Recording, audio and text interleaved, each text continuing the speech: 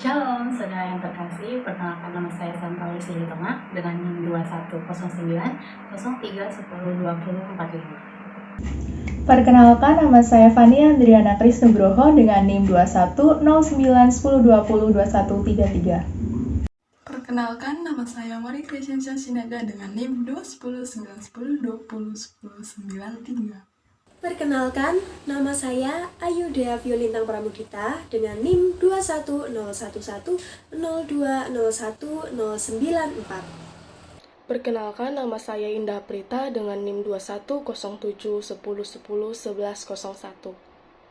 Kami dari kelompok 2 akan mempresentasikan hasil diskusi kami mengenai kasus penolakan renovasi Gereja Katolik Paroki Santo Yosef di Tanjung Balai.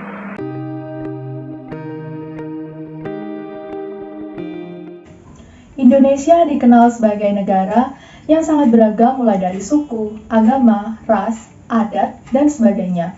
Keberagaman ini memang menjadi suatu keindahan tersendiri. Namun faktanya, masih banyak masalah sosial yang timbul akibat perbedaan itu. Salah satunya permasalahan agama. Di Indonesia terdapat berbagai macam agama seperti Islam, Kristen, Hindu, Buddha, Katolik, dan Konghucu. Sedangkan di luar keenam agama tersebut dianggap bukanlah agama resmi yang diakui oleh negara. Keberagaman agama ini seringkali menimbulkan konflik antar umat beragama. Anggapan bahwa ajaran agamanya lah yang paling benar masih menjadi doktrin yang paling mendominasi adanya konflik kerukunan antar umat beragama. Banyak masyarakat yang masih belum memahami ajaran agamanya dan menyimpang dari aturan atau ajaran agama masing-masing. Mereka merasa bahwa ajaran agamanya adalah mutlak dan sempurna. Di Indonesia sendiri sudah banyak ditemui berbagai permasalahan akibat banyaknya keberagaman agama. Salah satu contohnya yaitu penolakan renovasi Gereja Paroki Santo Yosef di Tanjung Balai, Karimun. Gereja Katolik Paroki Santo Yosef merupakan salah satu gereja yang tertua yang terletak di Tanjung Balai, Kecamatan Karimun, Kabupaten Karimun, Provinsi Kepulauan Riau. Gereja ini sudah berdiri sejak tahun 1928 sebelum kemerdekaan Republik Indonesia. Pada mulanya, gereja ini didirikan oleh Pastor Angel Montrong, SSCC. Konflik ini berawal dari proses renovasi total pembangunan gedung gereja yang dilaksanakan pada tanggal 6 Februari 2020. Pembangunan ulang ini dilakukan karena kapasitas gereja itu dianggap sudah tidak memadai untuk menampung umat Katolik di wilayah itu. Umat Katolik yang terdaftar mencapai 700 orang, sementara kapasitas gereja itu hanya 100 orang. Namun pada saat renovasi dimulai, terdapat massa yang berkumpul di area gereja dan menyuarakan penolakan terhadap renovasi pembangunan itu.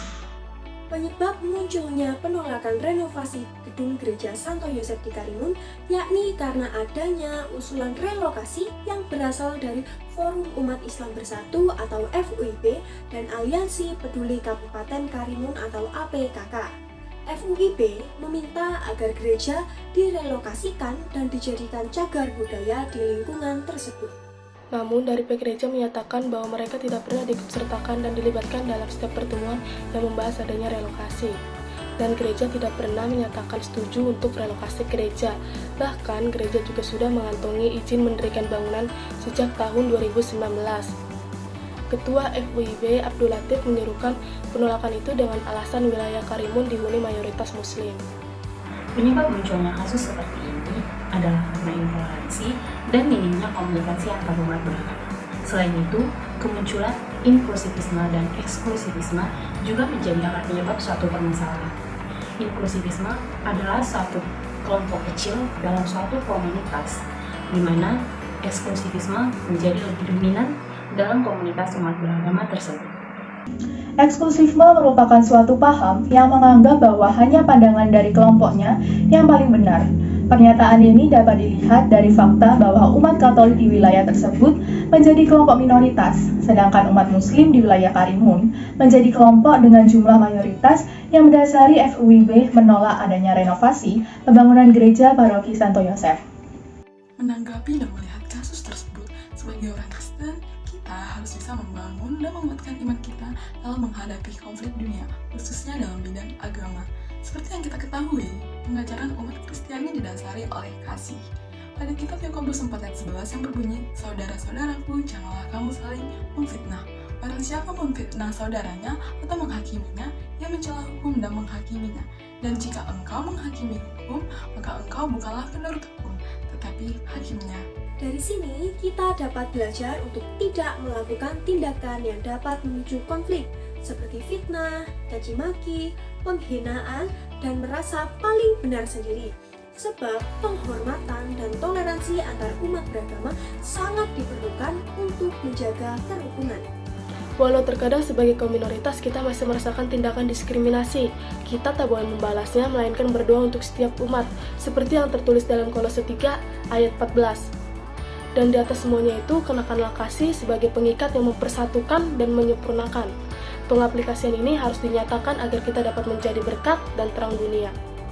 Tak hanya itu, kita bisa membantu dengan membentuk suatu komunitas yang bergerak dalam bidang sosial untuk membantu rakyat kurang mampu dengan aksi bakti sosial. Sehingga ini dapat menjadi aksi nyata bahwa sebagai manusia, terkhusus pemuda Kristen, kita perlu mengakui tiap orang tanpa memandang perbedaan agama. Pada dasarnya, sebagai pemuda Kristen, kita harus bisa mengasihi sesama dan hidup di dalam kasih seperti yang tertulis di dalam 1 Yohanes 2 ayat 10. Barang siapa mengasihi saudaranya, ia tetap berada di dalam terang dan di dalam dia tidak ada penyesatan. Ayat ini mengajarkan kita untuk mengasihi saudara-saudara agar terhindar dari penyesatan dan dapat hidup di dalam Yesus. Selain itu, sebagai orang Kristen juga harus bisa menghargai dan menghormati agama lain untuk mempertahankan pluralisme agama yang ada di Indonesia. Sekian presentasi dari kelompok kami, besar harapan kami agar gagasan yang telah disampaikan dapat bermanfaat dan berguna bagi orang lain. Terima kasih, Shalom.